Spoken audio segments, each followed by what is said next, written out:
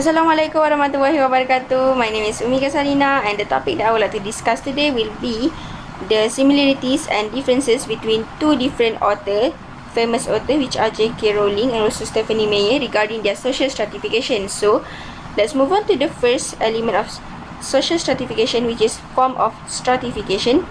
As J.K. Rowling came from lower middle class from Yate, Gloucestershire, England, she was back then working as a researcher and bilingual secretary for Amnesty International when she conceived the idea of Harry Potter series while was on delayed train from Manchester to London back in 1990.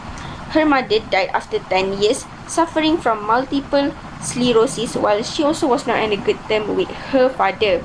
She suffered a miscarriage, had a failure in first marriage with George Arantes due to domestic abuse, and she also has been diagnosed with clinical depression and contemplated suicide.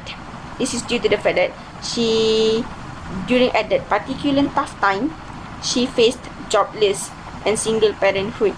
This also made her fall from lower middle class to lower class, as she need to sign up for welfare benefits in order to keep on living back then. But now she's at upper middle class due to her magical stories of rags to riches life.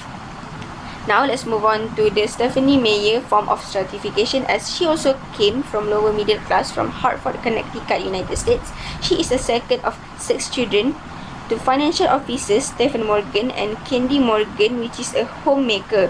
Back in 1992, Meyer won a National Merit Scholarship which helped fund her undergraduate studies at Brigham Young University.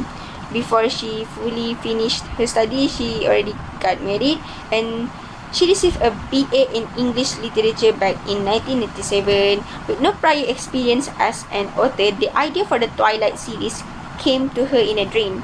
She also faced rejection just like J.K. Rowling for the first attempt when they were trying to publish their stories, which is J.K. Rowling with Harry Potter and Stephenie with Twilight, but success after that. Let's move on to the second element of social stratification, which is class consciousness. For both of them, it will be from proletariat, which is working class, to the bourgeoisie class. As at first, they are from the lower middle class. From the lower class, they are working in order to earn for their living. They use their labor. But when they are in bourgeoisie class, they have their own economical state, they have their own asset, they have their own property. Okay, let's move on to the third element of social stratification, which is false consciousness. For both of them, there will be none false consciousness, because both of them share similar objective towards being an author. But if I would like to talk about false consciousness, it would be about other false consciousness, other party, such as for J.K. Rowling. In 2012, Forbes removed Rowling from their rich list, claiming that her United States $160 million in charitable donations and the high tax rate in the UK meant she was no longer a billionaire. J.K. Rowling supports a number and causes of organizations, mainly through her charitable trust, Voland. She is also the founder and president of the International Children's Charity, Lumos.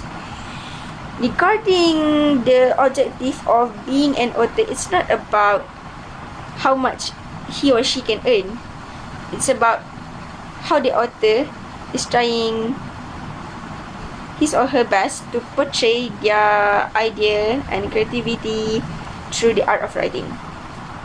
The same situation goes with Stephenie, as there is a case where there is an article from The Guardian criticized the female and male main character of Twilight story, as it criticized Bella's characters, calling her a clumsy, selfish nincompoop with the charisma of a boiled potato, and criticized Edward's portrayal as the perfect little gentleman who constantly counters Bella's sexual advances. Other than that, Meyer's work has been criticized for her overly simplistic writing style, and feminists have questioned the emphasis Meyer puts on romantic relationships and the traditional gender roles in her novels. I think the adjective of being an author is about how the author is trying his or her best to portray their idea, principle, and belief, other than care about others' perspective too. It's not about wholly about others' perspective, ideas, and belief. So let's move on to the fourth element of social stratification, which is status. Both of them were on achieved status. This is because they work hard in order to earn the status. So, as for J.K. Rowling, she received help from Bloomsbury to publish her Harry Potter's stories, as it was being rejected from many publishers. And other than that, it also received help from Scholastic to publish Harry Potter stories at US. She also received collaboration with Warner Bros. To make a film adaptation. Back in 2012, J.K. Rowling's digital company Pottermore was launched, which became Wizarding World Digital back in 2019. For Stephenie, she received help from Little Brown and Company, as Little Brown and Company offered her a US $750,000 3-book deal, which led to a 4-book series, several spin-off novels and novellas, and a series of commercially successful film adaptations. She also has worked in film production and has her own production company called Fickle Fish Films. Okay, next element will be prestige. Both of them have a high prestige, as J.K. Rowling has a high prestige as one of the world's greatest author, and Stephenie has a high prestige as one of America's best-selling novelists. Next, extinct. Back in 2004, for J.K. Rowling, Forbes announced that J.K. Rowling is first person to become US dollar billionaires by writing books, the second richest female entertainer, and the 1,062 richest person in the world. Back in 2013, Rowling also has been nominated as 13 most powerful women in the United Kingdom by Women's Hour on BBC Radio 4. In 2016, Sunday Times Rich List estimated Rowling's fortune at £600 million, ranking her as the joint 197th richest person in the UK. Time named her as a runner-up for its 2007 Person of the Year, noting the social, moral, and political inspiration she has given to her fans. In October 2010, Rowling was named the most influential woman in Britain by leading magazine editors, and she also has acquired the courtesy title of Laird of Keeley Chasey in 2001 when she purchased the historic Keeley Chasey house.